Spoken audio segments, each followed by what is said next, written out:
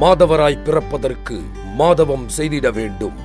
ஏட்டையும் பெண்கள் தொடுவது தீமை என்று எண்ணி இருந்தவர்கள் மாய்ந்து விட்டார்கள்.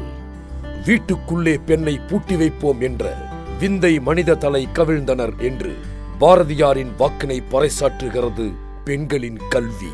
மாதவிடாய் தீட்டு இல்லை என்பதை ஃபெமினைன் மாதவரின் வலிமையை கூட்டுகிறது.